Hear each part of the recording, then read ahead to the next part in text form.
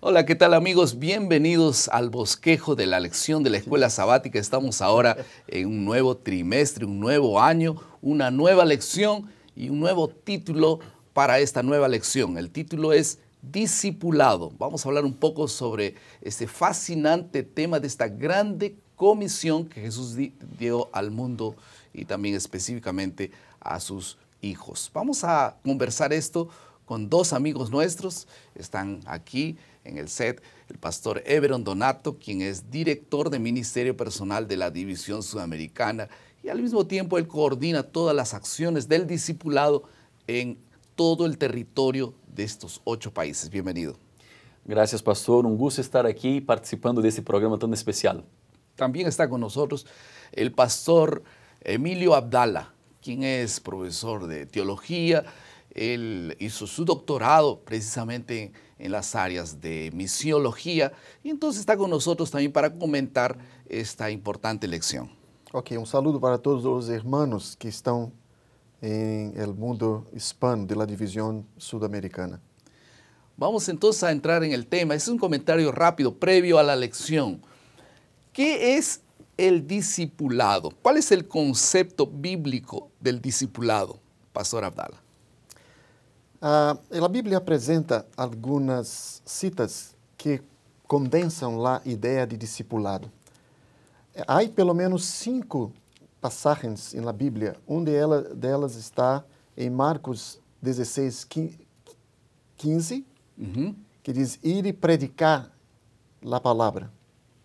Há outro em Lucas 24, onde se diz que discipulado é testemunho. Há outro em Juan 20, 21, que o discípulo tem que ser enviado. Há outro em Hechos 1, 8, que descreve o território onde a grande comissão deve ser implementada. E, finalmente, o sumário, a condensação da grande comissão está em Mateus 28, 19 e 20, que diz, ide e fazei discípulos de todas as nações. Então, o que é um discípulo? É um seguidor comprometido de um grande maestro. Pero na Escritura, há muitas formas de discipulado. Os fariseus tinham seus discípulos. Saulo também havia alguns discípulos, pero o seguidor de Jesus é aquele que vai a ele em busca da salvação e que adota seu estilo de vida, seu sofrimento, sua missão. Este é o verdadeiro discípulo. E pastor Everon, ¿hay algún proceso para poder discipular? ¿Cómo es que funciona desde el inicio? ¿Hay un fin? ¿Acaba cuando él ya está maduro? ¿Cómo ocurre ese proceso? Muy bien, pastor. Mire, discipulado en la Biblia yo consigo mirar de 2 maneiras. La primera manera es que el discipulado en la Biblia es un imperativo. Cuando miramos, por ejemplo, Mateo, capítulo 28, 19 y 20, la Gran Comisión, encontramos ali un imperativo de Dios. Por tanto, id y haced discípulos. Ali es el imperativo. Los demás verbos que ali se encuentran son verbos auxiliares. Ahora, com isso, eu entendo que o discipulado não é uma opção, é um imperativo para cada cristiano. Se eres cristiano, necessitas ser discípulos.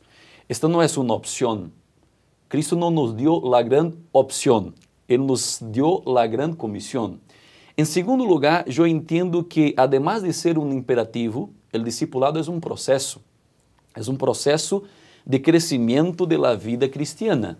Por exemplo, uma pessoa é atraída a Cristo e esta pessoa aceita Jesus como seu Salvador, pero necessita crescer, não pode parar. Ela é um ninho espiritual, pero necessita alcançar a madurez em Cristo.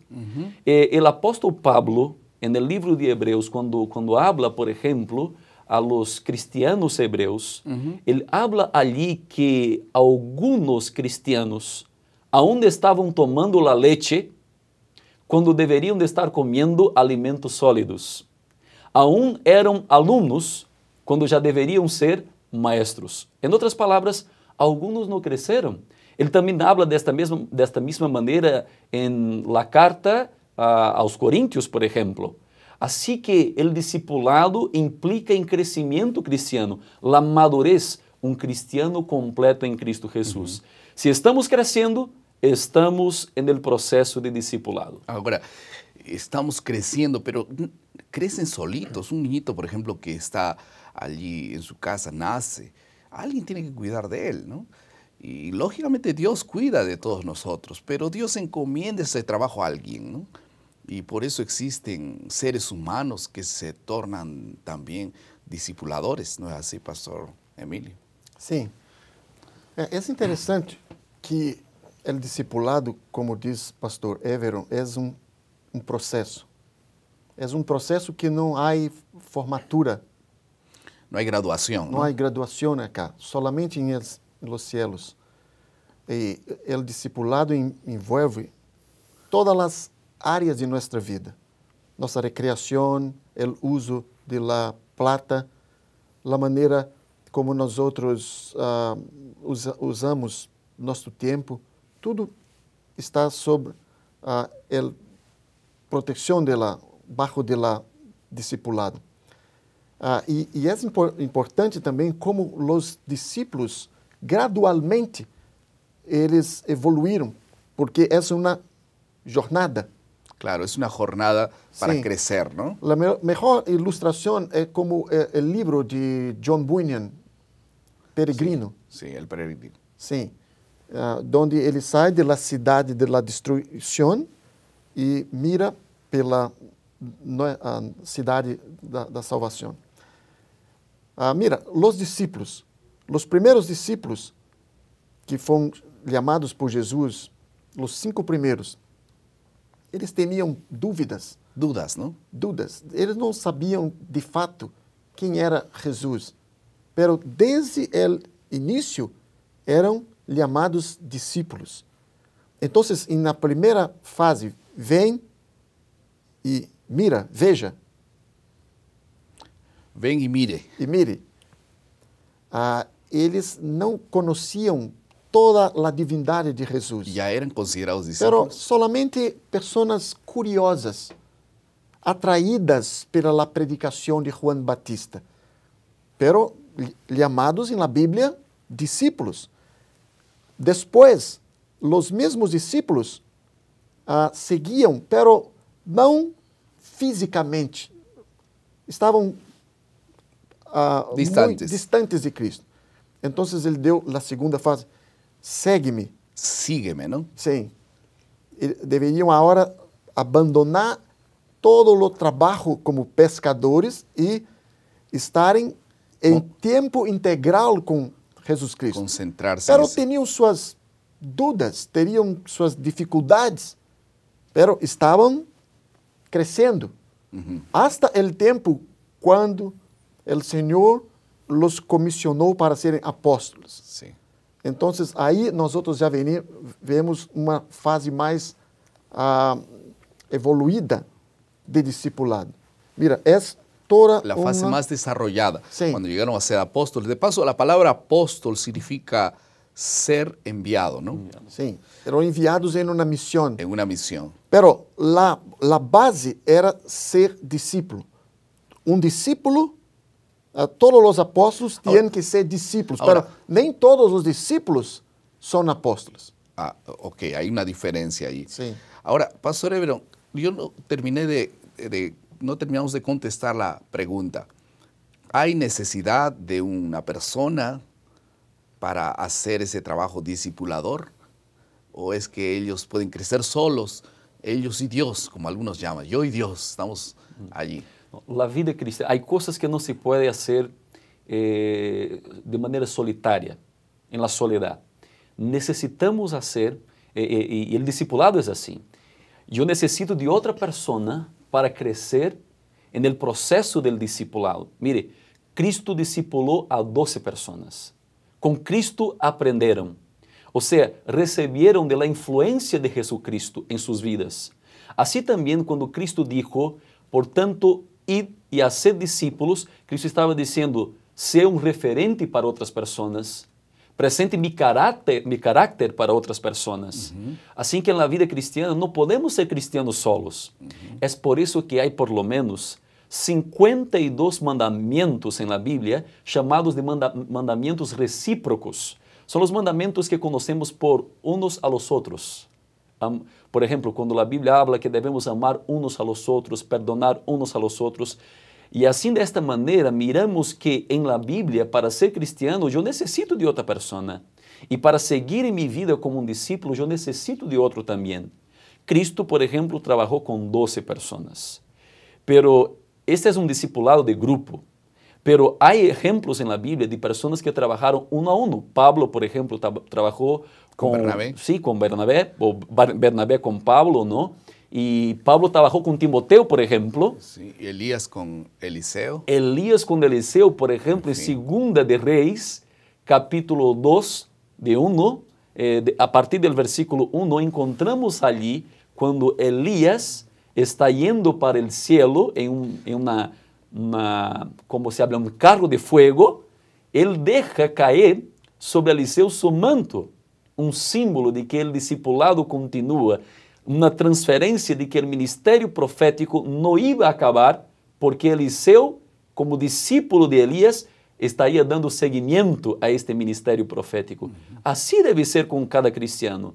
Cada cristiano deve deixar o manto do evangelho cair sobre a vida de uma outra pessoa. Assim, desta maneira, nos tornamos verdadeiros discípulos que hacen discípulos, pastor. Y aquí hay un manto, ¿no? Sí. Como el símbolo de aquel manto que todos debemos dar como legado a alguna otra persona. Pastor Choque, sí. Hay una idea muy común hoy en el mundo contemporáneo de que un discípulo es solamente produzido através de manuales, tapes, através de cursos bíblicos. Cursos, pero isto não é o discipulado praticado por Senhor Jesus Cristo.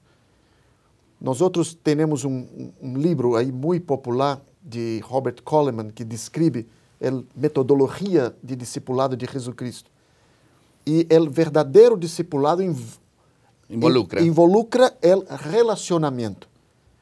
Então, ele descreve que o primeiro hecho foi a seleção.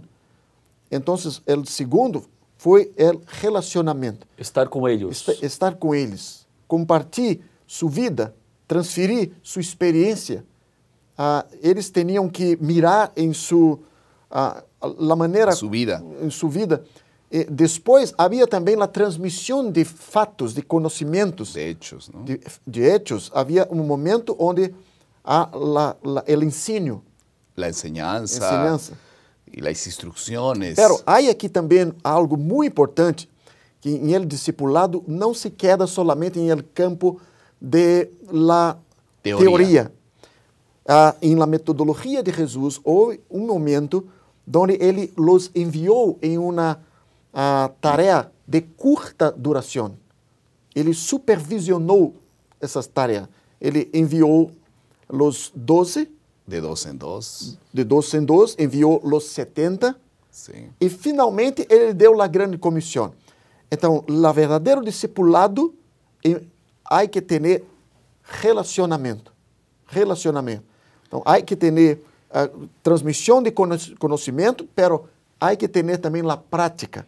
E o desafio para que a pessoa siga multiplicando sua vida na vida de outras pessoas. Amém. Ya nos ha ganado el tiempo. Vamos a encerrar. Entonces vamos a hacer lo siguiente. El resumen del discipulado. Según Jesús, llamó a 12 discípulos para que estuvieran con él, ese relacionamiento, esa comunión, y para enviarlos a predicar. Alguien dirá, bueno, yo no tengo un discipulador. Dios va a colocar a alguien en tu camino. Alguien dirá, yo no estoy preparado porque no tengo el don de discipulador. No existe. Todos. No necesitas don para discipular, solo necesitas tener a Dios en tu vida. Él te va a dar la capacidad de influenciar a otra persona. Eso es un asunto que Dios va a providenciar. Nadie va a poder decir, yo no tuve la oportunidad. Dios envía personas, por eso nos envía a nosotros, por eso existe la iglesia, por eso existe la organización, para juntos, organizados, enviar discípulos al mundo. Dios te bendiga en este tema. Vamos a estar juntos y podemos ser bendecidos por las enseñanzas bíblicas acerca del discipulado. Que Dios te bendiga.